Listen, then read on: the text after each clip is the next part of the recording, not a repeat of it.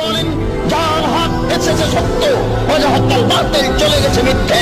ইন্নাল বাতিলা নিশ্চয় মিথ্যে, কানা যাহুকা চিরদিন মিথ্যে। ধন্যবাদ। আমার নাম মিলিয়াস প্যালিওলাস, পেশায় একজন আইনজীবী, ঐতিহাসিক এবং ধর্ম বিশেষজ্ঞ।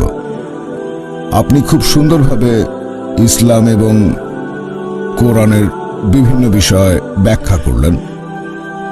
তবে ইহুদি ধর্ম, খ্রিস্টান ধর্ম আর ইসলাম, এই সবগুলো ধর্মই ইব্রাহিমের ধর্মবিশ্বাস। একজন ইহুদিও প্রায় একই রকম কথা বলতে পারবে আপনি যেসব কথাগুলো বলেছেন।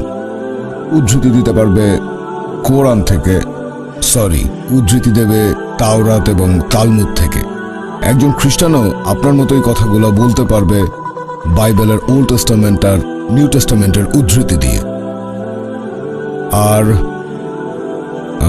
আমি ঠিক জানি না যে আমরা এভাবে কথাটা বলতে পারি কিনা যে একটা ধর্ম অন্য আরেকটা ধর্মের চাইতে বেশি উন্নত আর সত্যি, আর অন্যান্য ধর্মগুলা মিথ্যা।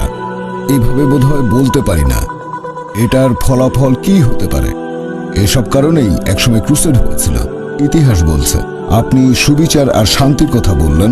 পবিত্র বাইবেলেও এই সুবিচার আর শান্তির কথায় অনেক বেশি বলা হয়েছে, অনেক বেশিবার বলা হয়েছে, পবিত্র আত্মার চাইতে অনেক বেশি। আর খ্রিস্টান ধর্মের অনুসারীরাও অনেক শান্তিপ্রিয়। 313 খ্রিস্টাব্দে রোমান সম্রাট তাদের সমর্থন করেন। এখন আপনার কথাগুলোর সাথে ইহুদি বা খ্রিস্টান ধর্মের কথার পার্থক্যটা কি, আর তার ফলাফল কি হতে পারে? ভাই, খুব সুন্দর প্রশ্ন করেছেন। আমি আপনার সঙ্গে একমত। যদি ইহুদিদের ধর্মগ্রন্থ পড়ে দেখেন, খ্রিস্টান ধর্মগ্রন্থ, সেখানেও দেখবেন শান্তির কথা আছে। আমি আমার কোনো লেকচারে এরকম কথা কখনোই বলিনি যে অমুক ধর্মটা শান্তির বিরুদ্ধে অথবা অমুক ধর্মটা সন্ত্রাসবাদকে সমর্থন করে। আমি বলেছি সবগুলো ধর্মই সন্ত্রাসবাদের বিরুদ্ধে। আমি আমার লেকচারে আরেকটা কথাও বলেছিলাম যে কোরআনের একটা আয়াত, সূরা মাইদা অধ্যায় 5 আয়াত 32, এই আয়াতটা খুব জোরালোভাবে বলছে। আমি অন্য কোনো ধর্মগ্রন্থে এরকম কোনো কথা দেখিনি, কারণ আমি কম্পারেটিভ রিলিজিয়নের ছাত্র। আয়াতটা বলছে যদি আপনি একজন নিরীহ মানুষকে হত্যা করেন তাহলে আপনি যেন পুরো মানুষ জাতিকে হত্যা করলেন, আর যদি একজন নিরীহ মানুষের জীবন বাঁচান তাহলে যেন পুরো মানুষ জাতিকে বাঁচালেন। এটা মাত্র একটা আয়াত। তবে সাধারণভাবে আমি একমত যে বেশিরভাগ ধর্ম, প্রায় সবগুলোই শান্তির বাণী প্রচার করে। এই কারণে যীশু খ্রিস্ট বা ঈসা আলাইহিস সালাম বলেছিলেন নিউ টেস্টামেন্টের গসপেল অফ লুক অধ্যায় নম্বর 24 অনুচ্ছেদ 36, তিনি উপরের ঘরে গিয়ে তাঁর শিষ্যদের উদ্দেশ্যে বলে উঠলেন সালাম আলাইকুম। এটার মানেও একই, তোমাদের উপর শান্তি বর্ষিত হোক, হিব্রুতে। তাহলে দেখা যাচ্ছে যীশু খ্রিস্ট বা ঈসা আলাইহিস সালামও সম্ভাষণ করতে গিয়ে বললেন সালাম আলাইকুম। আর এই কথাটাকে যদি আরবি করানো হবে আসসালামু আলাইকুম, শান্তি বর্ষিত হোক। আপনি বললেন একটা ধর্ম আরেকটা ধর্মের চেয়ে উন্নত নয়।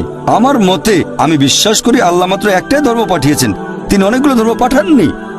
পবিত্র কোরআন বলছে যে আল্লাহ মানুষ জাতিকে বিভক্ত করেছেন বিভিন্ন গোত্রে, বিভিন্ন বর্ণে, বিভিন্ন ভাষায়, যাতে একে অন্যের সাথে পরিচিত হতে পারে, এজন্য না যাকে অন্যকে ঘৃণা করবে। একমাত্র আল্লাহ তাআলা যে ধর্মটা পাঠিয়েছেন সব নবী রাসূলগণের কাছে, হোক তিনি মুসা অথবা হোক যিশু বা ঈসা আলাইহিস সালাম, মুসা আলাইহিস সালাম, মুহাম্মদ সাল্লাল্লাহু আলাইহি সাল্লাম, সেটা হচ্ছে আল্লাহর কাছে নিজের ইচ্ছাকে সমর্পণ করা।